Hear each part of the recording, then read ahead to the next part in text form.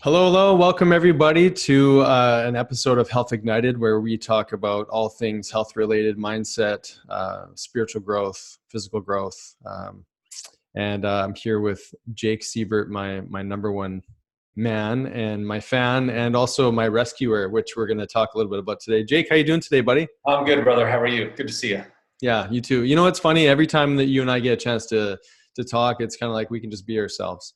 You know, there's definitely this phenomenon when men get together where, you know, sometimes you play a version of yourself that's not serving the community or the connection or the possibility of friendship, because often we hide behind who we've always been. And so, but you, we just, you know, it's easy. We just let our guard down. We just come as we are, and it's Yeah. freedom, really.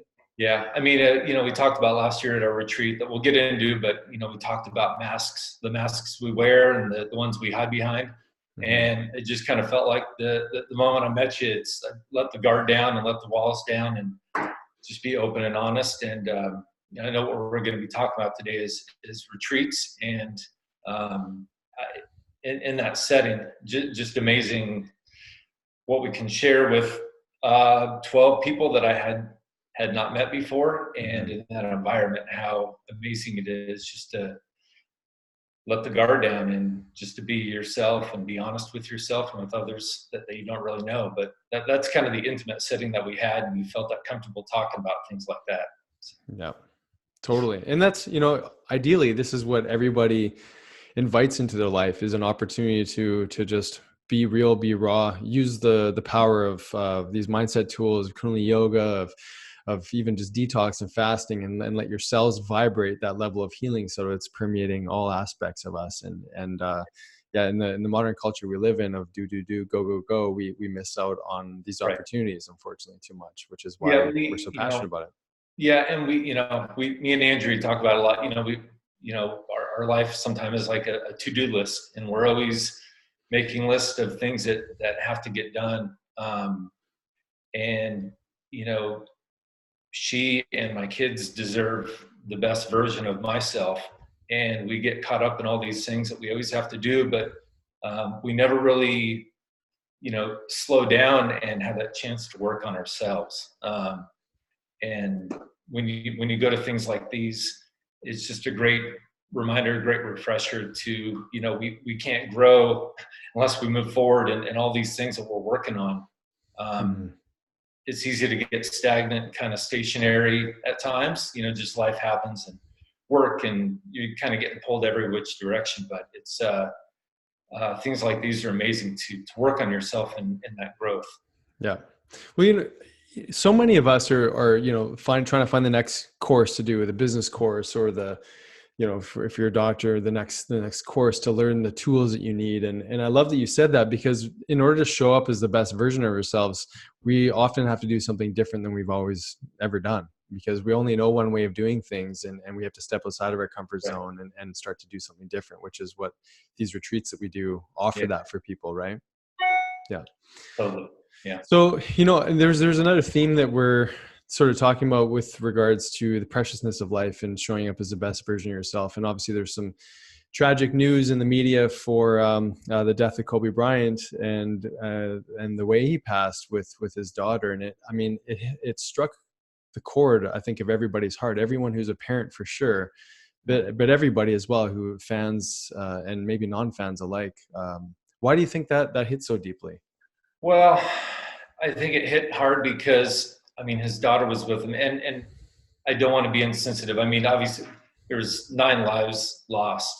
Obviously, we know more about Kobe than the others, and I feel so bad at one of the kids in that crash now is without a sister, a mom, and a dad, and that's just, it's heartbreaking. And just to know that there was, I think another mom and a daughter in that crash is just awful.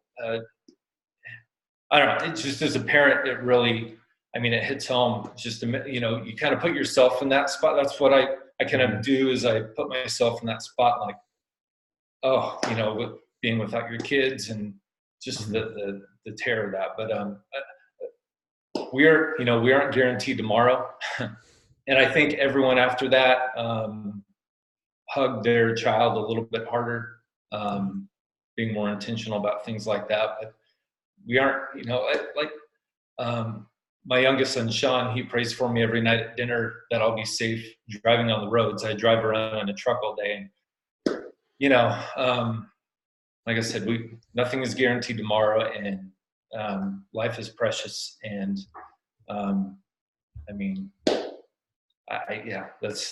it's pretty heavy. So. Yeah.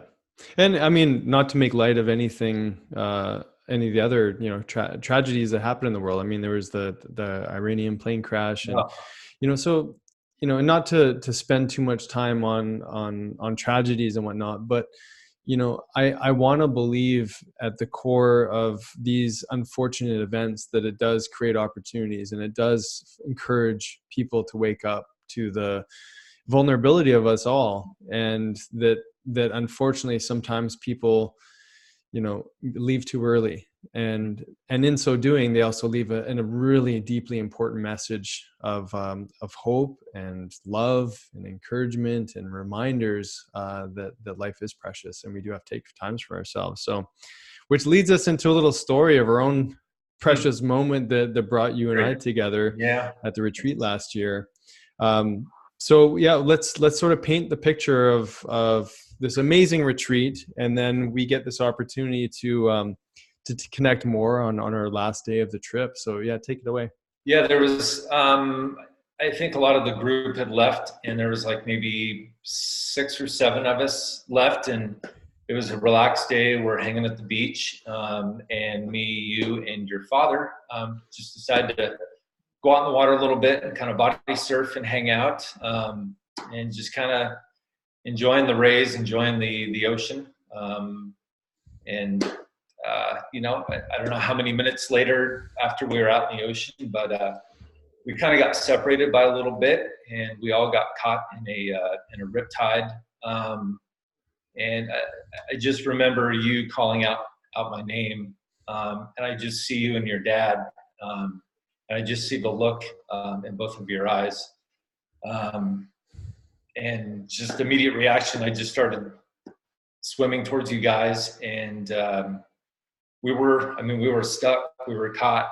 And I remember grabbing on to his arm and you on the other side. And we're just trying to paddle back in, and we aren't going anywhere. And it's pretty dang scary at this moment. We're not making any ground, and it just seems like one paddle forward and we go kind of 2-3 steps back, and we got separated a little bit. I remember getting tossed around a few times, hitting the ocean floor, coming to and trying to catch my breath, and I got twirled around several times, and I had these moments of like, I don't know that I'm going to see my family again. And it was that scary and horrific. And even now, just kind of talking about it, it's hard not to get those images back in my head. But we, by the grace of God, we were rescued by a couple other, I believe, guys on their boogie board. Mm-hmm. And then they came to our aid, and the 5 of us managed to get out of that and walk back onto shore. And I just, I also remember, I just have images of that day, and I remember looking at you after we sat down with our wives on the beach, and we just looked over at each other, and just the look in our eyes, we were very shaken and super, super scary. I definitely felt like after that, we're this kind of brother bond, super connected after that moment. I obviously, felt close to you that whole week while we were there at the retreat, but I think that brought us even closer together. And I'm so thankful that we have a story to tell, kind of scary of what happened, but I'm thankful for you and, your dad and everyone there. And I'm glad that we made it back and we were able to hug our wives and see our kids again. And life is precious. And that definitely, that day I won't forget. And maybe it, happened for a reason. And, I'll let you add to that. So, yeah, Jake, the reality is if you weren't there, man, I wasn't planning on leaving my dad out there in the ocean. So yeah. that's the reality of this situation. And, when we were in the wash of it all, there was moments that I just realized that I had to tell myself, you can breathe a little bit of water. You're gonna breathe some water, and that's just how you're gonna make it through, if we're gonna make it through. And I remember really feeling that, and sort of like, okay, I'm just gonna trust that feeling that's coming up, and just go, well, if you have to take a breath in, you're gonna take a little bit of water with it, and it is what it is. I mean, I couldn't help but feel that, man, we were definitely looked after in that experience. I mean, there's no doubt about it. My dad's not a slim dude. Like, he's a little overweight. He's got to lose, packing a little extra pounds. I mean, he's over 200 pounds. Pulling someone in from the ocean with waves crashing all around you in a riptide. I mean, you can try to swim to the side. You try to follow all the rules of the ocean as best you can. But, if you weren't there, if those bodyboarders weren't there, I mean, we wouldn't be having this conversation. And the fact that we get these little hits of awareness, like breathe a little bit of that water. You need a little bit of breath. You can hold your breath a little bit longer. You got this. You can go a little longer. And then hitting this point of like, this is the end. I remember there was many moments, at least 2 or 3 big ones, where I was like, this is the last wave that my body can tolerate. Yeah. And man, what a feeling to feel that the weight of, what are my brother and sister going to do about me, putting my dad in danger? What are my kids going to do without a father? What's my wife going to do without a husband? How could I be so reckless and encourage my dad to come out into the ocean without prepping him properly? I mean, the kind of slowing down of time and processing all this crazy information and being so focused on just getting to shore as best you can. I mean, it was unbelievable. It was really a valuable lesson and this is, I think, the next piece that I think is important to talk about, that I didn't grasp. I couldn't grasp, right away. There was no gratitude. I think I said this to you before. There was no gratitude when I came out of there. I literally felt like I left a big part of me in the ocean, and I wasn't gracious to be there. And it was this disturbing feeling that I had. And I remember going to dinner with everybody at the end, and we both were, all 3 of us, completely rattled. I looked over at my dad, and I remember I didn't see my dad. I saw a ghost. I didn't feel like I was there. Yeah. And, had he not gone through the experience that he did, I don't think he really would have talked about it. My dad is a very stoic man. He's yes. someone who would keep that kind of feeling in. But we were all able to process things. And it's interesting. I loved hearing you speak on it, because it's interesting to be an observer, because for months afterwards, I saw faces. I saw your face. I saw my face. I felt what my face looked like. I saw my dad's face. And every time I thought of the ocean, I saw our faces. Yeah. And just that reality that we're riding this wave of here and not here. And in a moment, everything can change. How did it go for you after the fact? It was, I think I remember that dinner very clearly, and I think we were all just in a state of shock, and I think we still looked like we had all just seen a ghost. I do remember coming out of the water though, and I did have instant gratitude, and just thank God that we were all there. And then I was like, well, I'm never getting back in the water again. And obviously that's a fear that just, got put right in me, but obviously that's no way to handle that situation. But it was a roller coaster, definitely a lot of emotions. But mainly, gratitude was, I walked out of there. I remember holding your dad, helping him up just like, thank God you were here, that you're here. I mean, it's, now that we're talking about it, it's just kind of, it's coming back. Yeah, it is. But yeah. Yeah. And you know what, you guys are so great with me afterwards, because as maybe some of you who are watching don't know, but I mean, I love the ocean. I love surfing. It's every vacation that Sonia and I and the boys go on, it's one that involves being able to surf and be in the ocean and be part of the waves. And my gratitude, just to touch on, there was an immediate gratitude that we made it. And then it just kind of cleared for me. And I'll talk a little bit about what came after that. But you guys were amazing, because here's a situation where your friends love you so dearly that they tell you, you need to get back out in that ocean right now. Or it wasn't right after, it was the next day. Next day. Yeah, it was the next day. And you guys loved me as much as you did and said, you need to face this now before you go home, because otherwise it's going to haunt you. You may hold on to that. And the further you get away from that, one day removed is just another day of like, I don't know, a little more doubt creeps in. And so I was super proud of you that you got right back in. So, and it scared the shit out of me, man. When I got back in the ocean, I've never been so afraid of the ocean. It reminded me of the first time that when I went surfing in Australia and these massive waves at Sydney Beach were coming in. I'm like, holy cow, the force of nature is unbelievable. And so I rode my board out to get past the break. And I told myself on my ride out there, if you make it out there past the break, you get your ass right back to shore. That's exactly what I did. I wasn't concerned about catching a wave. I just wanted to get out past the break, let that fear wash over me. And man, I was shaking out there. I was vibrating. I was not in a good place. But I could still tell, like, you still kind of had, you didn't look like you do now, obviously. You had a different look on your face. You're definitely going through a lot of things in your head, and why wouldn't you? But you definitely didn't look yourself, even though you were out there, facing that instant fear. But I'm super happy that you did it and you didn't wait. And I'm just proud of you that you went back in. So thanks, buddy, and thanks for the encouragement.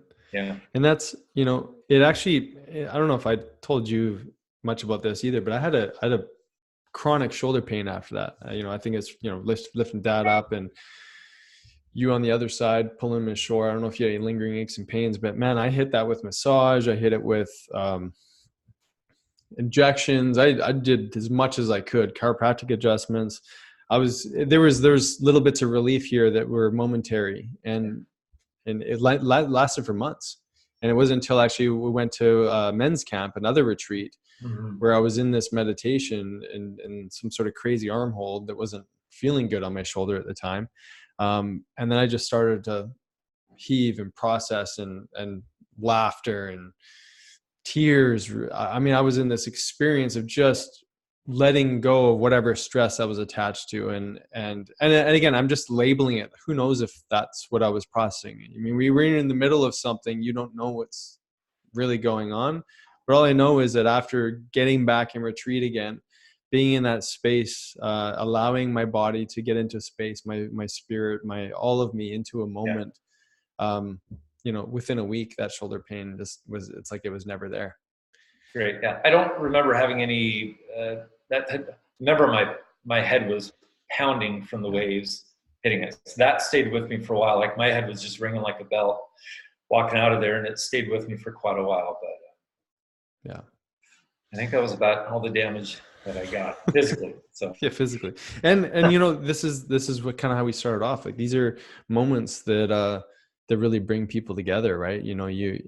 I understand, as much as I can understand people who, go to battle together or, have these really intense experiences and you're forever changed. And, it's really no different than working on your emotional trauma in the space of a retreat, because you're surrounded by these people who want nothing but the best for themselves, but also for everyone there.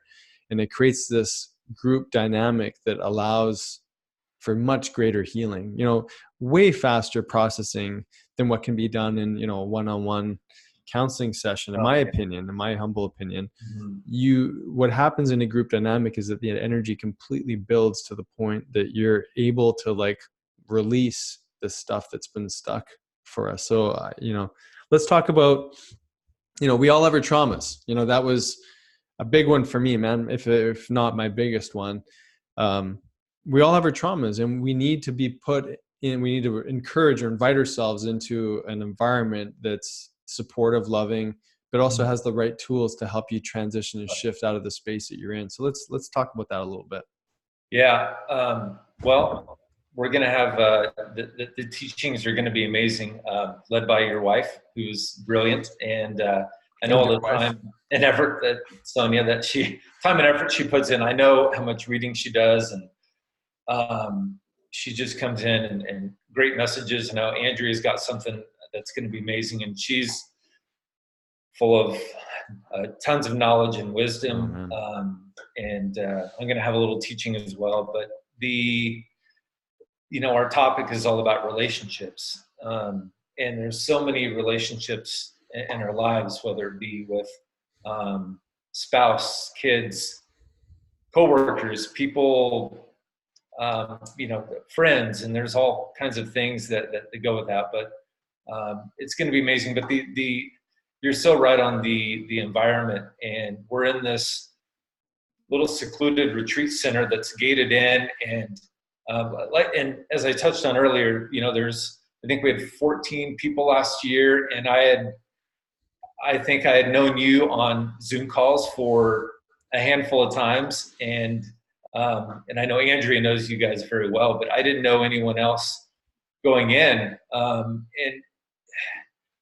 let me just say, with doing a lot of retreats in the past, and I'll touch on those later with the men's retreats I've had, but the intimate setting that we had just helps you so much of, like I said, letting your guard down and just to be open and vulnerable and raw, and just being honest with yourself and with everyone around you. And, my big hiccup or hang up for years is fear. And I don't care. I don't mind sharing that with everyone here, but fear has controlled a lot of my life, and it started at a young age, and there's so many things that go into that. But I've always been afraid of trying new things, and I think I may fail at that, so I'm not going to try it. And just to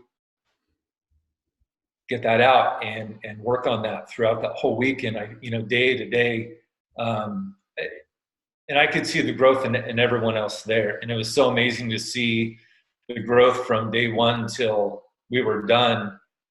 The transformations that we saw were amazing, and it was just awesome to share that. And I think even that may have helped. I know, like you said, with your dad being a little, stoic, we didn't really know how he was going to maybe, how open, or, if he was going to maybe be able to share. And wow, I mean, I'll let you speak for your dad, but I mean, from day one till the end, I mean, he was amazing with his stories and what he had to share. But I think that's just the environment that we created. And with everyone there, everyone was just so amazing with their sharing and openness. And that helped everyone else, I think, feel safe. And that's what you want to do, is you want to feel safe in those environments, and you want to be able to share what's going on.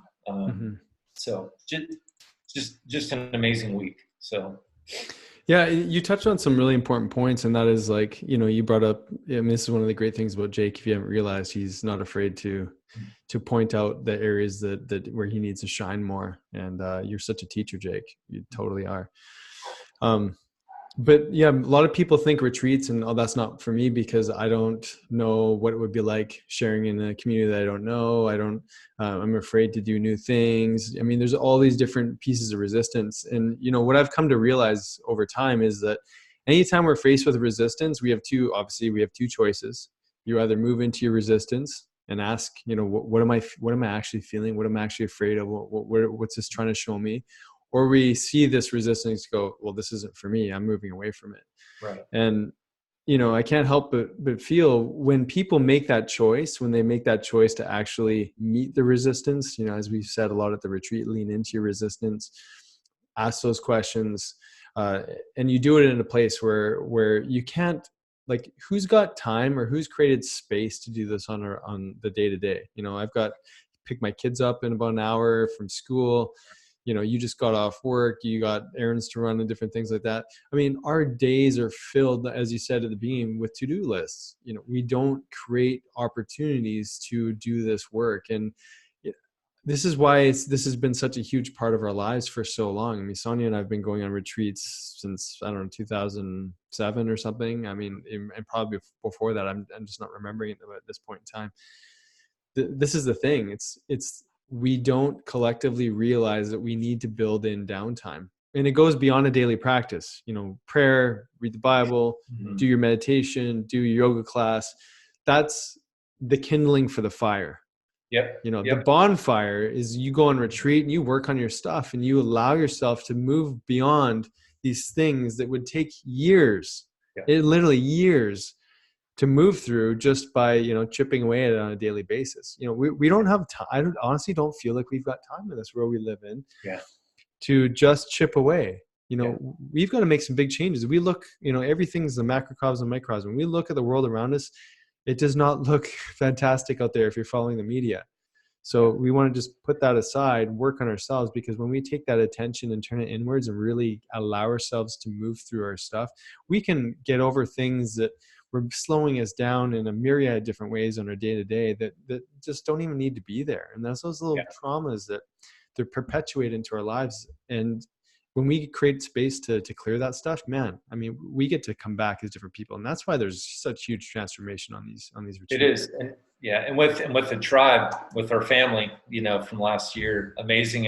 And the men's ones that I've gone to maybe 8 or 9 through our church. And, you know, guys are, you know, we're tough. We got everything figured out. We know what's going on. And a lot of the guys, you know, we're like, man, we don't know what we're doing. Like, you know, we think we got everything figured out. And I tell you, the times that I've been with all the guys, we're in the same intimate setting. We're in this cabin up in the woods, and it's just 12, you know, we bring like 40 plus, but our cabin is like 10 or 12 guys. And it's just a bunch of guys shedding tears and sharing life. And, you know, we aren't designed to be isolated and to be alone. We're designed for community. We're designed for relationship. And to have that setting, it's the same setting at the retreat in Baja, where it's one big happy family, and we're sharing life with each other, and we're being vulnerable. We're sharing our struggles. And it's so great that we can be there to build up one another. And it's a beautiful thing to see. You know, our setting is amazing to see all these guys just going through this too. You know, I'm speaking of everyone out there, but you know, if there's a guy out there like, I'm good. I got this. I got everything figured out. You know, like, man, you know, I'm just speaking for myself. I don't got anything figured out. You know, I do my best, but I have struggles and I have issues, and I think we're all in the same boat when, you know, when it gets to the bottom of it. But it's a beautiful thing for that setting. And you know, it just, I said that the times that I've seen these guys shed tears, and it's beautiful. People are being vulnerable and open, and that's where the growth comes, is to, you know, you reveal what's going on, and let's work on this, and how can we help one another. And you know, those are only like a 3-day retreat, but you can still see transformation from day 1 to day 3. This is a longer version, but every retreat I've gone to is amazing. It's its own beautiful thing, and the transformation and growth, you know, it's going to happen if you're willing to be open and honest about things. If you're not, then I don't know if that growth will happen. But you know, well, you know what's funny is you use my dad as an example, because when I first imagined my dad coming, I honestly felt like I don't really know if he's gonna let himself open up to, like, you have to understand, I mean, growing up with my dad, it was always like, if I had a problem, I'd go to my mom, you know. And it's not until actually Sonia and I started to get into business that my dad and I, our relationship really started to develop more. But nonetheless, I never ever, this is someone who would never go on a retreat. And this is the thing, like, he met his resistance. He allowed himself to open up. He allowed himself to move through the technology of yoga and all the mindset Jedi hacking that Andrea teaches, and work on this stuff. And we don't know, like, don't beat yourself up because you don't know how to work on your stuff. Like, it's, Yeah. no one's taught this. Like, you have to Right. learn it. Like, we've been trained to help people move through this, just like Andrea has, and Yeah. just like you do in your men's retreats. This is a tool set that people are learning, and that they're applying, and they're making massive changes in their life. And so I know you got to run in about 30 seconds here. So what do we want to leave people with? I mean, obviously check out the website, www.naturallybraveretreats.com. Yeah. All the info is on there. Yep. We're going from February 25th to March 1st, I believe, are the dates. Yeah. So, yeah. So if you have questions, like shoot us an email, send questions through Facebook, social media. And maybe if this doesn't feel like the right time for you, share this with someone who you feel like this is the right time for, that needs some help. Because, man, we don't need to do this alone. We just don't need to do this alone. Yeah. So yeah. What else you got? Any last words before? I mean, I've talked to people before that they're just a little hesitant, and we've actually had some of the wives at church just sign their husbands up, and they didn't even know they're going. Like, okay, we're in. But I can tell you, like, if you have any hesitations, it's going to be transformational. It's going to change your life. You're going to have amazing support group and community in our tribe, like we do. We still have this group that we chat with the 14 of us still a year later. Mm-hmm. We went 1 year ago. I think today is when we got to Baja last year. Mm-hmm. And just the friends, lifelong friends that we made, and you won't regret going. So yeah, beautiful. So good. Jake, again, I call you my lifesaver because that's what you did for me. I'm your Hasselhoff. And my dad. What's that? I'm your Hasselhoff. There you go. Yeah, you're my Hasselhoff. So I'm forever grateful for you, brother. And obviously you were meant to be there to play that role, to be in our lives. So thank you so much for everything you do. And man, can't wait to see you in Mexico. Love you, brother. Can't wait. Too. Okay. Bye.